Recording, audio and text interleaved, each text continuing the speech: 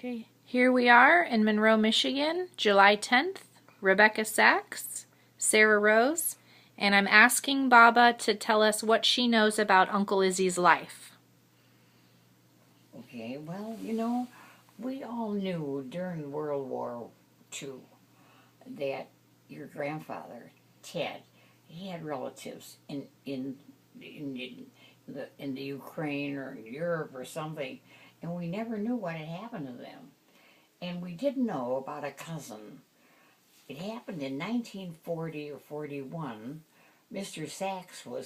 Harris Sachs was still here, and he had a letter, a telegram from Europe that his cousin Tevye was running away from his home, and he was someplace in Europe. And whatever the man wanted, father Terrace, he sent them the money, and then we never heard from them. We didn't know anything about it. And one day after the war, we had a call from our Aunt Sophie Berger in New York, and she always called my Ted and all the children, she always called them her children. So she said, well, we have very good news. We found out that a cousin of ours, Issie, we found out about him. Now, Sophie Berger, how is she related? Well, she was related, a sister to Harris Sachs. Okay. Okay, and so she explained to us that in the newspaper, one of the newspapers, the Jewish newspaper, somebody called her and told her that a relative was looking for her. She would have seen it later in the daytime, but she realized this cousin was Issie, and he was looking for her. Well, she was so excited that she wrote him letters, and anyways, at that time the war was over, and so she gave us his address, and we started writing him, and we wrote him a lot, and we tried to send him some money, and then he said at one time not to send him any money because the black market was so bad there that he was fine and everything was. And anyways, all we know is the next thing we know is that he got married and he had a chance to come to Montreal. So anyways, there was a wedding in New York, and Sophie Berger, his youngest son, who's his doctor, Dr. Lawrence Berger, but he was getting married. So we decided that maybe Uncle Issie and his wife could come. Well, she couldn't come because she was pregnant, so he came. Well, we were so anxious to see him, and we had made plans. We were at the Waldorf Astoria, and he would come and stay with us, but he stayed with Aunt Sophie. All of a sudden, we were very anxious to meet him because we kept up a conversation, and one of an aunt Eva Berger, she lives in Worcester, Massachusetts. He met her, and she said, well, Issie told her that he was looking for his cousins, Rebecca and Ted Sachs, and the woman said to him, well, you're probably looking for them because they're the wealthy ones. Well, that wasn't true at all. He didn't really need any money, but we were anxious to help him. So we met him, and we arranged that every morning he would come from Aunt Sophie's house in the Bronx, and he would come to the Waldorf Astoria, and then we would do something. And one day we were sitting at Radio City, and we were having a meal that day, and I don't know, it turned out about the war. And he was talking a little bit about the war, and all that Ted and I could do, we could just cry. We were so, we could not believe what happened to him. And anyways, after Harris was about 3 years old, so we decided we would go to New York, and we would visit with him.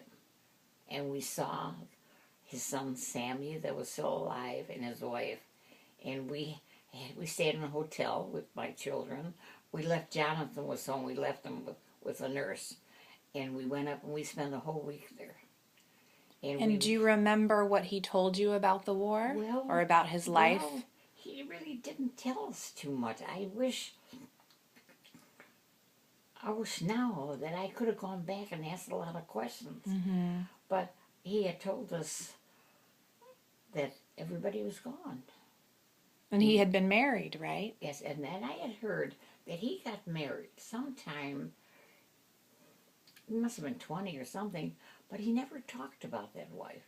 And he never said anything, and we just let it go. We never asked him about that. And did he have children? Well, he never, I don't know what happened to the first wife, but I think they're all gone. Mm-hmm. And so the next time when we saw him in Canada, he had a little boy that was 3 years old. Mm-hmm. And of course, Harris was very anxious to be with the little boy. They were about the same age. He was a little younger, and he only could speak Yiddish. And I said to Harris, "Well, how do you talk to your cousin Sammy?" He said, "I just talk plain talk, plain talk." I don't know what they were doing, but anyways, and we were planning when his last grandchild was born. We were going to go to Canada to the bris, and we thought we would probably take a recording. We can talk to him about his life, because life is, we have to know this. Well, we were at the bris, and the next day he told us he was going to the hospital. Mm-hmm. He was having some type of wrong thing, and the problem is that he never survived. Mm-hmm. We stayed there for a while, and and then he died. And what was his connection to Papa? How are they related? His father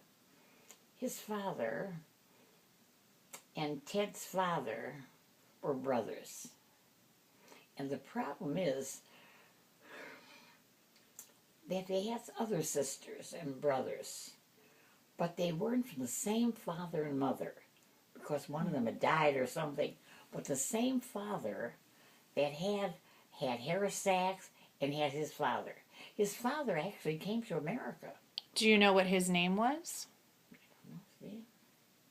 And I got to tell you that he didn't like being in America.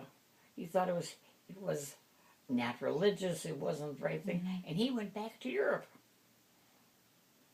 And do you know where Izzy grew up in Europe? Izzy grew up in the town of Drachenbrot, and your mother has the book. It's a very important book that you and your brother should read. Okay. Because it'll tell you all about, and that's where he came from. And so was Yiddish his first language? Of course, Yiddish and Russian, you know, of course. Sure. And what do you know about Aunt Celia's life? Well, all I know about Aunt Celia is that she wasn't there. She comes from a place called Belarusa. And she was a young girl, maybe 12 or 13 years old, and things were coming not very good.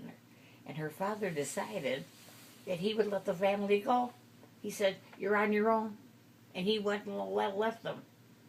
And the mother had a son and her and a daughter.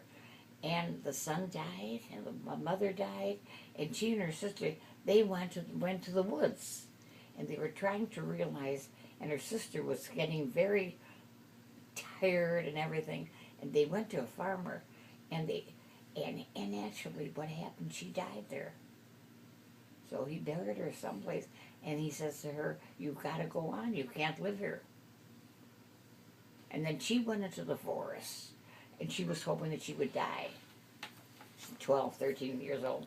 And little by little, the next morning, she woke up in the forest, and she heard all these people. She didn't know what it was. It was the partisans. They were trying to kill the Nazis and the other people. So then she was with the partisans. And then she met Uncle Izzy. They were in a displaced person camp in Germany. Okay. So I feel very badly that there was never the time to bring up the pigs. And we decided we were going to find out, and it didn't happen. I tell you something in life, you can't put off what you think something's going to happen. You think you can have it, but it doesn't just happen. Okay, thank you. You're welcome.